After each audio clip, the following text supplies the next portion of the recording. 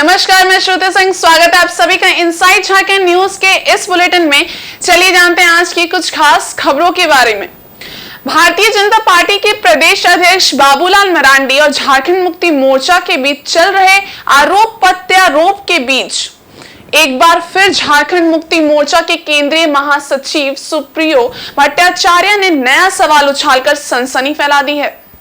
सुप्रियो भट्टाचार्य ने रविवार को एक घर और एक गेट की तस्वीर दिखाकर बाबूलाल से सवाल पूछा है कि आखिर ये घर किसका है। उन्होंने कहा कि बाबूलाल मरांडी इन दिनों संकल्प यात्रा कर रहे हैं। संकल्प से सिद्धि तक बाबूलाल ने संताल बिल्डर के मामले में कहा कि सरकार केस कर सकती है, लेकिन उन्होंने ये नहीं कहा कि 57 बिल्डर 2005 में कंपनी बनी या नहीं। बाबूलाल मरांडी ने 2005 में भारतीय जनता पार्टी को छोड़कर नई पार्टी बनाई थी। पार्टी को मजबूत करने में आखिर किनके पैसे लग रहे थे? उन्हें शायद ये घर का गेट और बंगला देखकर सब कुछ याद आ जाएगा। उनको जनता को जवाब देना चाहिए। आपके माध्यम से भी ये तस्वीरें उन तक पहुंचेंगी।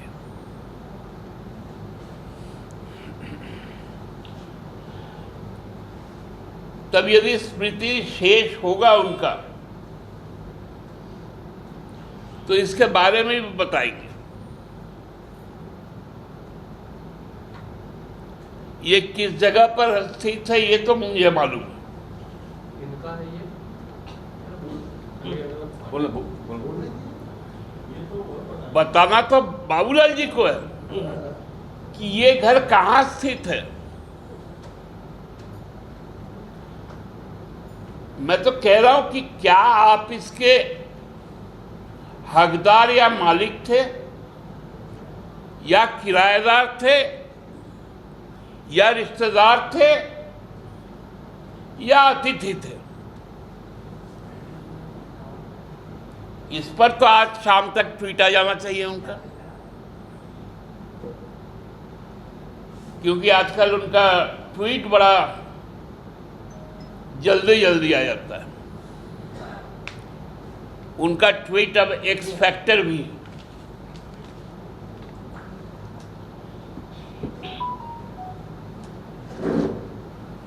तो ऐसी बहुत सारी चीज़ें हैं जो आप लोगों तक, आप जैसे मित्रों के माध्यम से मुझे भारतीय जनता पार्टी के शीर्ष नेतृत्व से पूछनी। वहीं भाजपा के प्रदेश प्रवक्ता अतुल सहदेव ने इसके जवाब में कहा है कि संकल्प यात्रा की शानदार सफलता से झामुमो सरकार बदहवास है।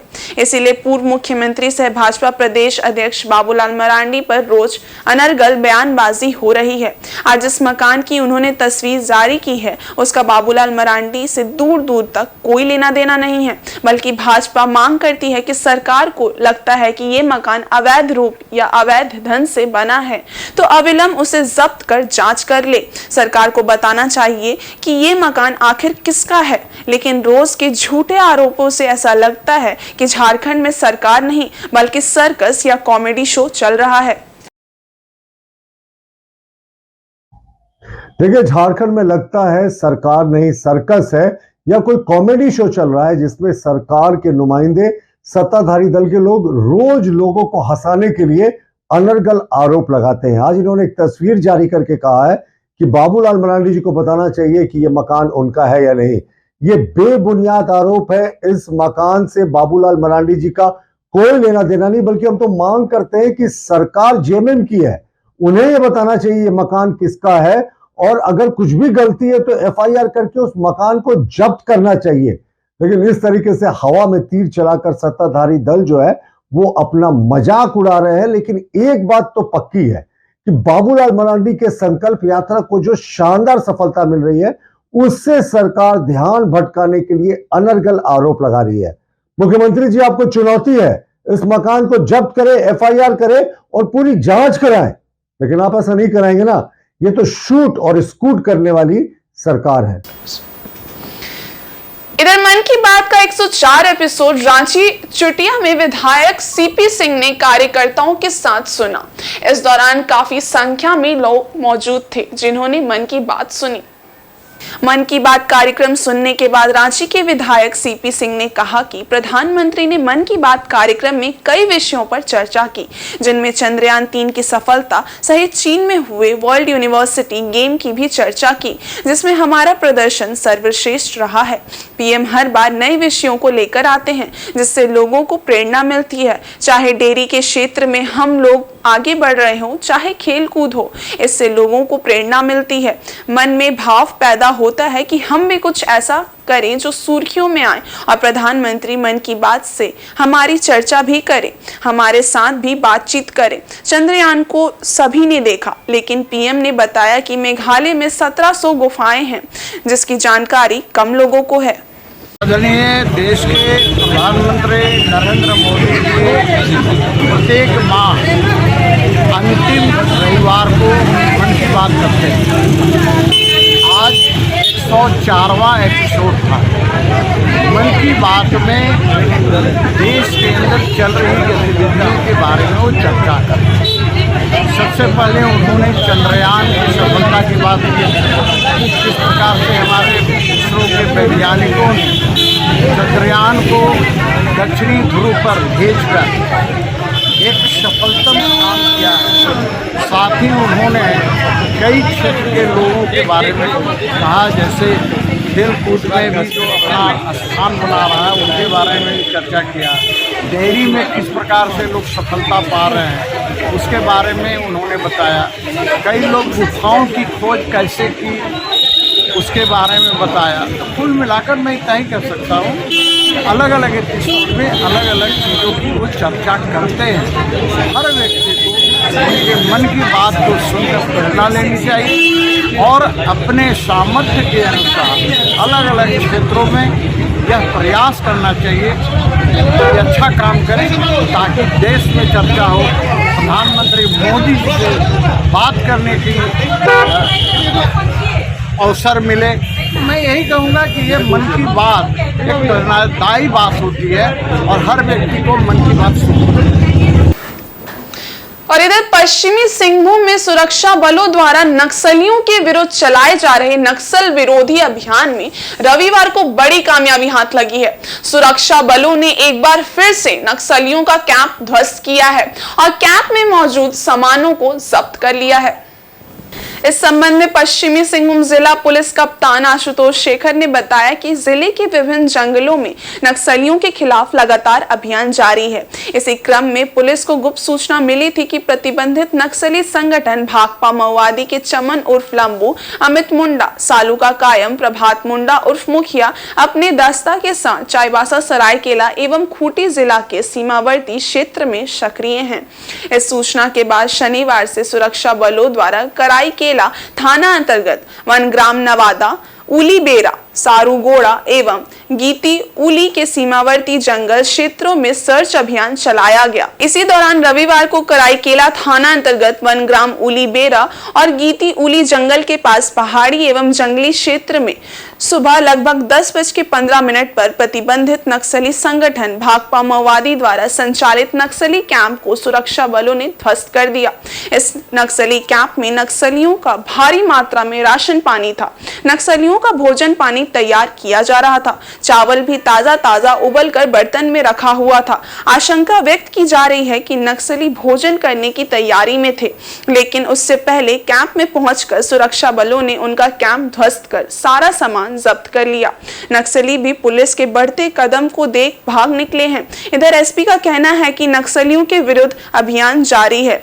पुलिस ने जिन सामानों की बरामदगी की है उनमें चावल, दाल, दैनिक उपयोग की चीजें, प्लास्टिक का टेंट, जूते, बैटरी, बिजली के तार, गैती, मशाल, थर्मस, बर्तन, मग, आवश्यक जीवन रक्षक दवाइयां आदि शामिल है। इस अभियान को सफल बनाने में Chaibasa police, Jharkhand Jaguar, cobra, CRPF के पदाधिकारी और जवान का अहम योगदान रहा। उधर झारखंड राज्य टेट सफल सहायक अध्यापक समन्वय समिति विगत कई दिनों से राजधानी रांची में राजभवन के समीप अपनी मांगों को लेकर आमरण अनशन पर है, लेकिन उनकी मांगों की ओर किसी का ध्यान नहीं है, जिससे सहायक शिक्षक प्रतिनिधि उग्र हो गए और बैरिकेड तोड़ने का प्रयास किया, लेकिन प्रशासनिक हस्तक्षेप के बाद मामला शांत हुआ। राजभवन के पास आमरण अनशन पर बैठे टेट सफल सहायक शिक्षकों के सब्र का बांध उस वक्त टूटता दिखाई दिया जब धरना स्थल के समीप लगाए गए बैरिकेड को इन लोगों द्वारा तोड़ने का प्रयास किया गया। हालांकि तत्काल प्रशासनिक पहल के बाद इन्हें शांत कराया गया और फिर से वे लोग धरना स्थल पर बैठ गए। आंदोलनरत शिक्षकों का कहना है कि हमारी मांगों पर विगत 5 दिनों से किसी प्रकार की कोई पहल नहीं की जा रही है। हमारा आग्रह होगा कि राजभवन हमारी मांगों पर अविलंब अपना ध्यान आकृष्ट करे, अन्यथा सहायक शिक्षक प्रतिनिधि बड़ा आंदोलन करने को बाध्य होंगे। बात नहीं है, हम छठा दिन यहाँ बैठे हुए हैं। आज प्रशासन लगा रही है आरोप, ब्रैकेटिंग तोड़ रहे हैं, लेकिन 5 दिन से इनका नींद नहीं टूटा हुआ था। हम कह रहे हैं कि ब्रैकेटिंग नहीं, अगर हमारी मांग पूरा नहीं हुई तो झारखंड की तमाम धरती को हम खून से लाल लाल कर देंगे। हम रुकने वाले नहीं हैं। हमारी जो मांग है, जन्मीन मांग है, इस सरकार को पूरा करना होगा। और हेमंत सरकार ने तो तमाम अपनी सभा में बोले हैं कि टेट पास शिक्षकों को हम वेतन मान देंगे, तो उन्हें देना ही होगा। एक मार्केटिंग नहीं, अगर जरूरत पड़ेगी तो ऐसे ऐसे 100 मार्केटिंग हम तोड़ने के लिए तैयार हैं। हम राजभवन गए थे, आज संडे का दिन था। राजभवन में बताया गया कि आज संडे के आप लोग को मुलाकात नहीं होगा, आप लोग लिखित दे दीजिए। मैं मीडिया के माध्यम से बताना चाहता हूं, 24 तारीख को भी हम लोगों ने लिखित दिया था कि हम लोगों को महामहिम राज्यपाल से मुलाकात किया जाए, लेकिन जब लोगों ने नहीं सुना तब जो है से हम लोगों ने ऐसा काम किया है। और मैं अनुरोध करता हूं कि जल्द से जल्द हमें जो है से राज्यपाल महोदय से मुलाकात किया जाए, मुलाकात कराया जाए, ताकि अपनी जो मुख्य मांग है उनके पास जो है से हम रख सके और हमारी समस्या जो है समाधान हो सके। इधर सरायकेला जिले के चौका थाना अंतर्गत Kohinoor steel and power limited company के सैकड़ों कामगारों और जमींदाताओं ने प्रबंधन के वादा खिलाफी से आक्रोशित होकर रविवार को कंपनी का गेट जाम कर दिया, जिससे कंपनी में उत्पादन ठप रहा और आवागमन भी पूरी तरह बंद रहा। कंपनी में कार्यरत मजदूर, कामगार और जमींदाताओं ने प्रबंधन पर वादा खिलाफी का आरोप लगाते हुए कहा है कि कंपनी स्थापित होने से पूर्व जमीन अधिग्रहण किया गया, जिसमें लोक लुभावन वादे कंपनी प्रबंधन द्वारा जमींदाताओं से किया गया था। पूर्व में प्रबंधन द्वारा जमींदाताओं को विस्थापित होने के एवज में नौकरी, मुआवजा आदि मुहैया करने का आश्वासन दिया गया था। कंपनी स्थापित होकर संचालित होते हुए लंबा समय बीत चुका है, बावजूद इसके जमीन मालिक और कामगारों की अनदेखी की जा रही है। इसको लेकर आक्रोशित कामगारों ने कंपनी गेट जाम किया है। इससे पूर्व भी मजदूरों द्वारा लगातार कंपनी गेट जाम कर उत्पादन ठप किया गया है। इधर कंपनी प्रबंधन द्वारा बताया गया है कि मामले को लेकर जल्द वार्ता का आश्वासन दिया गया था, लेकिन आक्रोशित मजदूर नहीं माने और उत्पादन कार्य ठप कर दिया है। इधर प्रबंधन का दावा है कि सभी मजदूरों को भुगतान और न्यूनतम मजदूरी तक दी जा रही है, लेकिन कंपनी में काम करने वाले मजदूरों ने इसे गलत करार दिया है। जमीन देता है, हमको बोलता है आज नौकरी देगा, कल नौकरी देगा, फिर भी हम ठेकेदार में कर रहे हैं, तब पर भी बोलता है आप लोग नेतागिरी मत कीजिए। अभी है खड़ा है, कल हमको बैठा देगा, ऐसा पोजीशन में है। नौकरी भी नहीं देता, दिया है 4 बीघा। 2006 से कोहिनूर स्टील प्लांट यहाँ बैठा हुआ है और जितना भी विस्थापित परिवार हैं किसी को अभी तक नौकरी नहीं दिया गया है। और अगर 2-4 ठो को दिया भी है तो उसको मनमर्जी काम कराता है। कोई अगर ओटी नहीं रोकता है तो उसको दूसरा दिन कंपनी से निकाल दिया जाता है। वार्ता जो है मेरे साथ नहीं, उसके मैनेजमेंट के साथ इन लोगों को वार्ता कराना था, तो उसके लिए इन लोगों को 1 बजे का टाइम आज दिया गया था। और ये भी साथ ही साथ बोल दिया गया था कि अगर प्लांट बंद रहेगा तो उस कारण से जो है दिक्कत आएगी। वहाँ प्लांट पहले चालू करना जरूरी है, तो प्लांट चालू होने के बाद ही तो कोई वार्ता में बैठ पाएंगे। अब पहले प्लांट वो चालू करने में लगे हुए हैं। इन लोगों को कल शाम में भी 7 बजे फोन करके ये खबर दिया गया कि हाँ भैया आज वार्ता नहीं हो पाएगा, मगर इस सप्ताह के अंदर ही आप लोगों का जो है वार्ता हम करवाएंगे। उसके बावजूद भी, खबर देने के बाद भी इनको सारे लोग आकर बैठे यहाँ गेट पर। तो पहले प्लांट चालू कर रहे हैं उन लोग, अभी भी प्रोसेस में है कि हाँ प्लांट चालू किया जाए उसको। इस महीने में 12 दिन प्लांट बंद हो चुका है, 5-7 दिन तो अभी ही हो गया। उधर राजधानी रांची के आईएमए भवन में Indian medical association Jharkhand state की ओर से एक प्रेस वार्ता आयोजित की गई, जिसमें चिकित्सकों की लंबित मांगों को सरकार द्वारा पूरा नहीं किए जाने की जानकारी दी गई। आईएमए झारखंड के अध्यक्ष डॉक्टर AK सिंह ने बताया कि मेडिकल प्रोटेक्शन एक्ट और क्लिनिक एस्टैब्लिशमेंट एक्ट पर सरकार द्वारा आश्वासन दिए जाने के बाद भी अब तक चिकित्सकों की मांगे पूरी नहीं की गई है। हमारी मांगों के कैबिनेट से पास होने के बाद विधानसभा के पटल पर बहस हुई और इसे प्रवर समिति के पास भेज दिया गया, जो अब तक विचाराधीन है। चिकित्सकों की ओर से सरकार से आग्रह किया गया कि हमारी पुरानी लंबित मांगों को अविलंब माना जाए। हम चिकित्सक अपनी इन दो मांगों को लेकर आंतरिक रूप से आक्रोशित भी हैं। हम लोग का सरकार के साथ बहुत दिन से लंबित मुद्दा है मेडिकल प्रोटेक्शन एक्ट और क्लिनिकल एस्टेब्लिशमेंट एक्ट, जिसमें हम लोग को हमेशा सरकार से सहयोग की आशा थी। आश्वासन केवल मिलता रहा, आज तक नहीं किया गया है। ये सालों से लंबित है। जब भी होता है कि अब हो जाएगा, हम कर देंगे, लेकिन किसी न किसी तरह से इसमें अड़ंगा लगा दिया जाता है। नतीजा है कि ये आज तक नहीं हुआ है और हमारे डॉक्टर लोग प्रताड़ित किए जाते हैं दिन ब दिन। मारपीट होती है, तोड़फोड़ होता है, जिसके चलते हम मेडिकल प्रोटेक्शन एक्ट मांग रहे थे। ये मेडिकल प्रोटेक्शन एक्ट केवल हमारे ही प्रोटेक्शन नहीं है, मरीजों के प्रोटेक्शन के लिए भी है। उसमें मरीजों के भी बहुत फ़ायदा है। ऐसा नहीं कि हम केवल अपना सुरक्षा खोज रहे हैं, मरीजों की सुरक्षा भी खोज रहे हैं। लेकिन दुर्भाग्यवश सरकार समझ नहीं पा रही है कि क्या जानबूझकर करती है। हम लोग का ये इसमें हमेशा टाल मटोल करके अभी विधान कैबिनेट से पास करके बहुत आश्वासन दिया गया कि हम लोग इसको जरूर कर देंगे। कैबिनेट से पास किए, सर्वसम्मति से पास हुआ है। इधर बीती रात अज्ञात चोरों द्वारा बजरंगबली मंदिर के दान पेटी का ताला तोड़कर दान के रुपए चोरी कर लिए गए। सीसीटीवी कैमरे में चोरों की तस्वीर और पूरा घटनाक्रम कैद है, जिसके आधार पर पुलिस चोरों की पहचान का प्रयास कर रही है। सीसीटीवी कैमरे में कैद फुटेज के अनुसार हल्दी पोखर बाजार स्थित बजरंगबली मंदिर में शनिवार की रात एक चोर मंदिर के गेट का ताला तोड़कर अंदर प्रवेश कर गया।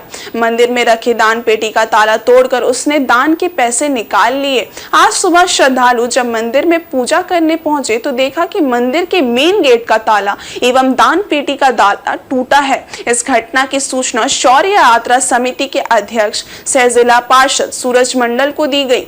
सूरज मंडल की उपस्थिति में सीसीटीवी फुटेज देखने पर पता लगा कि एक चोर द्वारा घटना को अंजाम दिया गया। इसी आधार पर कमेटी द्वारा कोवाली पुलिस को इसकी सूचना दी गई। पुलिस द्वारा एक युवक को शक के आधार पर गिरफ्तार किया गया एवं उसकी जांच की जा रही है। सुबह जो स्थानीय लोग हैं, जो श्रद्धालु हैं, रोजाना मंदिर आना जाना उन लोग का है और वही श्रद्धालुओं के माध्यम से हम लोगों को सूचना प्राप्त हुई और कि इस तरीके का घटना जो कि मंदिर का मेन गेट का ताला या जो दान पेटी का ताला टूटा हुआ दिखा गया और हम लोगों ने कमेटी के जो सदस्य हैं उन सभी सदस्यों को सूचित करते हुए जो आस पड़ोस के सीसीटीवी फुटेज है उस फुटेज सब हम लोग देखे और स्थानीय जो कोवाली पुलिस है, कोवाली पुलिस को हम लोग सूचना दिए और कोवाली पुलिस पूछताछ करते जाँच करते हुए जो दोषी थे वो दोषी को पूछताछ कर रहे हैं। उधर गोइलकेरा के प्रसिद्ध महादेवशाल धाम में सिंहभूम की सांसद गीता कोड़ा ने सोमवार को फीता काटकर भंडारे का उद्घाटन किया। इस भंडारे का आयोजन प्रदेश युवा कांग्रेस द्वारा किया गया है। इस दौरान सांसद ने मंदिर में मत्था टेका और राज्य के सुख शांति समृद्धि की कामना की। इस मौके पर सांसद गीता कोड़ा के साथ प्रदेश युवा कांग्रेस के महासचिव सौरभ अग्रवाल, अंबर राय चौधरी आदि ने भी पूजा अर्चना की। सांसद ने श्रद्धालुओं के बीच भोग व प्रसाद का भी वितरण किया। इससे पहले महादेवशाल पहुंचने पर कांग्रेसियों द्वारा सांसद गीता कोड़ा का पुष्प गुच्छ देकर स्वागत किया गया। भंडारे के उद्घाटन के बाद उन्होंने लोगों के साथ प्रसाद व भोग ग्रहण किया। कांग्रेस द्वारा बताया गया कि श्रद्धालुओं के लिए श्रावणी मास के आखिरी सोमवार को लेकर इस भंडारे का आयोजन किया गया है। मौके पर कांग्रेस जिला अध्यक्ष चंद्रशेखर दास समेत अन्य कांग्रेस जन उपस्थित थे। उधर चक्रधरपुर थाना परिसर में एकल महिला समिति करंजो द्वारा रक्षाबंधन का त्यौहार बहुत ही हर्षोल्लास के साथ मनाया गया। महिला समिति की अध्यक्ष नीतू साहू ने कहा कि रक्षाबंधन भाई बहनों का पवित्र त्यौहार है, इसलिए आज हम पुलिस भाइयों को राखी बांधने आए हैं जो हमारी रक्षा के लिए 24 घंटे तैनात रहते हैं। महिलाओं ने पुलिसकर्मी भाइयों की सूनी कलाइयों में सुंदर सुंदर राखी बांधते हुए उनकी खुशी व लंबी उम्र की कामना की। मालूम रहे कि हर भाइयों को इंतजार रहता है कि वे अपनी बहनों के पास जाकर राखी बंधवाएं, लेकिन छुट्टी नहीं मिलने के कारण पुलिसकर्मी भाई अपने घर नहीं जा पाते हैं। आज पुलिसकर्मियों के इसी कमी को दूर करने के लिए चक्रधरपुर की बहनें चक्रधरपुर थाना पुलिस और सभी पुलिसकर्मी भाइयों की कलाइयों में राखी बांधी और मिठाइयां खिलाई। इस रक्षाबंधन कार्यक्रम में थाना प्रभारी चंद्रशेखर कुमार ने महिलाओं को उनके अधिकारों के बारे में जागरूक किया। साथ ही साथ सभी महिलाओं का मुंह मीठा कर सभी को उपहार भेंट किया। कार्यक्रम में एकल महिला समिति और एकल ग्रामोत्थान संस्थान केंद्र करंजो के सभी सदस्य उपस्थित रहे। उधर राजधानी रांची के रामदयाल मुंडा जनजातीय कल्याण शोध संस्था में झारखंड सरकार द्वारा 28 से 30 अगस्त तक 3 दिवसीय tribal history issue and perspectives in a emerging world पर सेमिनार का आयोजन किया जा रहा है। इस कार्यक्रम के विषय में विस्तृत जानकारी को लेकर डॉक्टर रामदयाल मुंडा जनजातीय कल्याण शोध संस्था के निर्देशक एवं मुख्य इतिहासकार द्वारा एक प्रेस वार्ता का आयोजन किया गया। संस्था के निदेशक राणेंद्र कुमार ने कार्यक्रम की विस्तृत जानकारी देते हुए बताया कि इस कार्यशाला में हिस्सा लेने 24 इतिहासकार बाहर से आ रहे हैं। कार्यशाला में आदिवासी इतिहास पर चर्चा की जाएगी। इस कार्यक्रम में नए इतिहासकार भी शामिल होंगे और झारखंड के इतिहास के विषय पर भी चर्चा की जाएगी। हुआ था आदिवासी महोत्सव का और वो 9 सितंबर को TRI के यहाँ खत्म हो रहा है। उन्होंने कंटिन्यू उसको रखा, उसका निरंतर ही बना के रखा है। जो ट्राइबल पेंटिंग का जो कैंप था वो तो खत्म हो गया था 1 हफ्ते के बाद। 2 सेमिनार जो चल रहे थे वो 11 को खत्म हुए थे। उसके बाद 2 सेमिनार और बचे हैं, एक ट्राइबल हिस्ट्री पे, एक इकोनॉमी पे। ट्राइबल हिस्ट्री पे हम लोग पिछले साल भी बात किए थे 9-10 अगस्त को 2022 में। कुछ चीज़ें जो भारतीय इतिहास के संदर्भ में हमें बहुत बरसों से कौंधती रही हैं या हृदय को मथती रही हैं। कमीशन में मेरा पेपर हिस्ट्री था, मैं ऐसे साइंस का विद्यार्थी हूँ। 3-4 बिंदु पे मैं बात आप लोग को भी ध्यान में लाना चाहता हूँ कि अगर 1871-72 की जनगणना में 10% आबादी ही मात्र आर्यों की है जिनका आर्यन रूट्स है, तो ईसा से 1500 ईस्वी पूर्व जब आर्यों की आबादी 1% रही होगी तो भारत का इतिहास ऋग्वैदिककालीन भारत और उत्तर वैदिककालीन भारत के रूप में क्यों जाना जाता है? भारत के इतिहास का ये आर्यन सेंट्रिक जो है या आर्यन हेजोमेनी जो है या आर्यों की प्रधानता या आर्यों की ही इर्द गिर्द उस थ्योरी की ही इर्द गिर्द घूमते रहता है। इतिहास का पूरा प्राचीन भारत या तो आर्य भारत थे या भारत से बाहर गए या बाहर से भारत आए, मतलब पूरा बहस जो है प्राचीन भारत की आर्यों की इर्द गिर्द ही है। चाहे वो आ रहे हैं या जा रहे हैं, उसके बाहर कुछ सोच ही नहीं रहा है कोई। ये ब्रिटिश कालीन इतिहासकारों ने भी, जो कॉलोनियल इतिहासकार थे, उनका आर्यन रेस के साथ एक रोमांटिसिज्म था, वो समझ में आती है बात। लेकिन वो आर्यन रोमांटिसिज्म इतना लंबा कैसे खींच गया और हमारे वामपंथी इतिहासकारों ने भी कैसे इसको स्वीकार किया?